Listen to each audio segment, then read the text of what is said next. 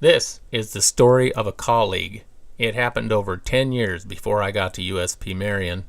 In those days, the place was a gladiator school. All of the people's names have been changed. My first Christmas in prison. Christmas of 1976 was like no other. I started working at the U.S. Penitentiary at Marion, Illinois in July.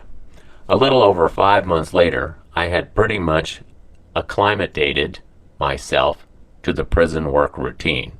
My schedule forced me to work Christmas Eve in my first year there, so I got in my green Opel Kadett and drove into work the 2 to 10 p.m. shift.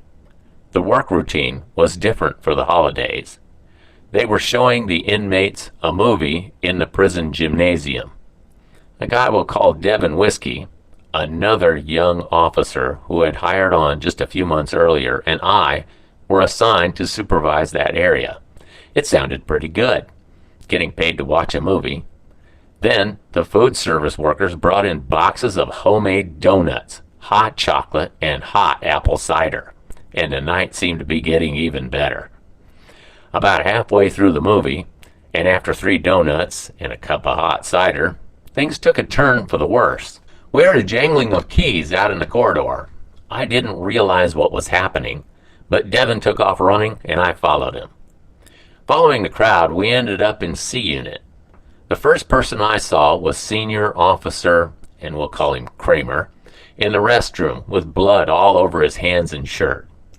My initial reaction was, "Oh no, Kramer's been stabbed." Thankfully, he said he was fine and to go down B range. There, along with several other staff, I saw an inmate lying on the concrete floor, covered in blood from head to toe after having been stabbed by another inmate. He was obviously dead or very near so. We got the Polish canoe from upstairs and placed him in it and carried him to the prison hospital. Devin and I returned to our assigned post, that of supervising the movie and eating donuts. Lieutenant, and we'll call him Hill, had locked up the gym and was waiting for us.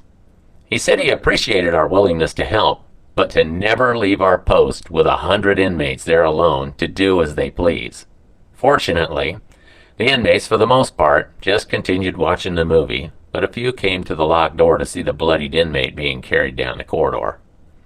The movie ended early. Inmate Chris died, and all available staff returned to C Unit to search the area for weapons and or gather information. Other than the murder weapon, no weapons were found. On a positive note, we earned an additional Christmas bill paying money by working an hour overtime, or $7.49. I made it home about 11:30 p.m. The last 30 minutes of Christmas Eve was the usual routine, except most everyone else had slept through all the fun. And until this day, no one in my family ever knew the whole story of Christmas Eve, 1976. Well now, I hope my colleague's Christmas story put you in the Christmas mood.